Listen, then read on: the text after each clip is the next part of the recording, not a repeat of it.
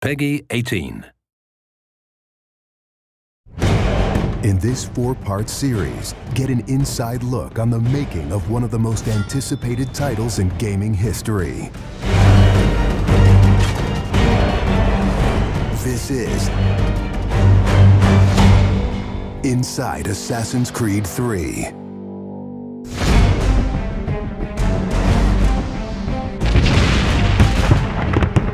Something we really wanted to emphasize was the sheer brutality of combat in the period.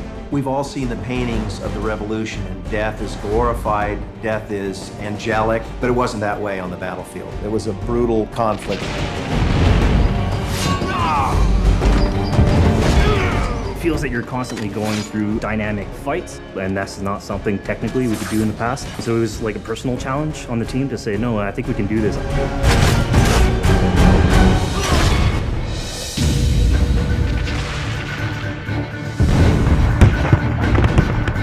These armies are filled with different types of weapons.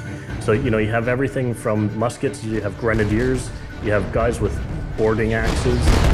Being shot by a musket would be an awfully painful way to go. The caliber size of the ball was at least 3 or 4 times as large as anything that any modern military is using today. After the muskets were discharged, they would charge with their bayonets. What basically is a giant spear, and he has every intention of running that through you.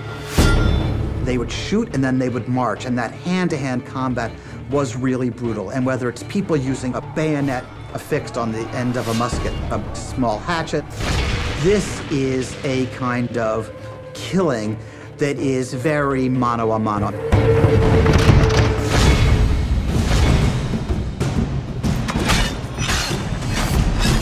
All the animations, all the weapons are brand new. It was interesting to start on a new style of fighting that is much more close and aggressive.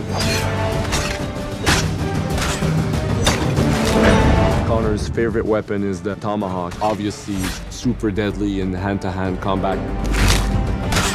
Also the bow and arrow. It fits with his native heritage and it's lethal.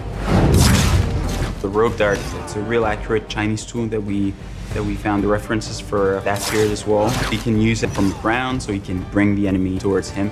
It gives him the ability, for example, on a tree, to hang someone from above.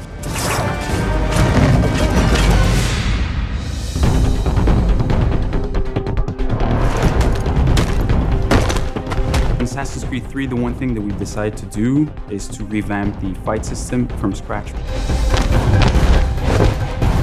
We wanted the skill in the combat in the game to be about transitioning from character to character by choosing the right moves, by performing them correctly. It allows you to basically mow your way through large numbers of people if you're good enough without stopping. What do you do if you go into a bunch of guys with muskets and they try and shoot you? So we had to figure out, can you dodge them? Can you run away? And we've added all these options, but our big one is the meat shield, where you can grab a guy and he gets shot instead. Our mocap guys are stuntmen. We spend a long time with them rehearsing and figuring out exactly what would be the greatest choreography. We had to go through, like multiple people. Connor is trained in a very different style of fighting to the British soldiers. The close quarters flow of the combat that's happening between the punches, the kicks, and everything else is indicative of what happens in the real world. I'm very impressed by the moves that they do. It's cool to see push kicks and axe kicks and different sort of takedowns that are done correctly and very believable when they're done. Right hand right, punch to the face, boom, to the throat, to the groin, finish with boom. This is something new for us that we're really proud of. It's fast, it's fluid, and you go through these guys like butter.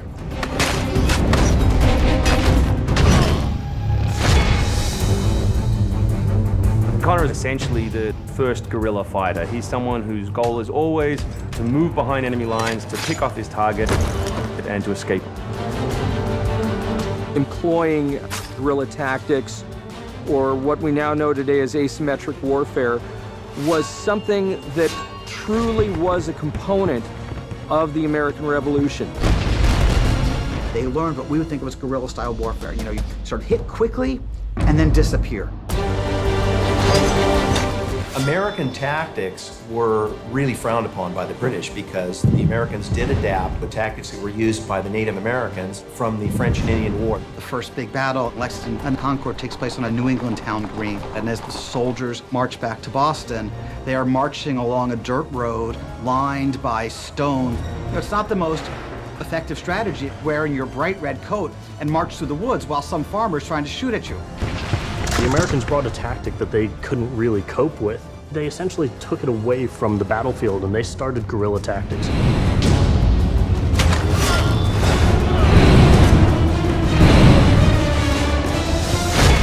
Next time on Inside Assassin's Creed 3, the hero behind the war. Connor is the hero of the American Revolution.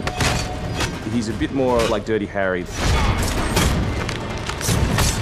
Connor is the current-day Special Forces soldier. Silent, stealthy. He's fighting for freedom and he's fighting against tyranny.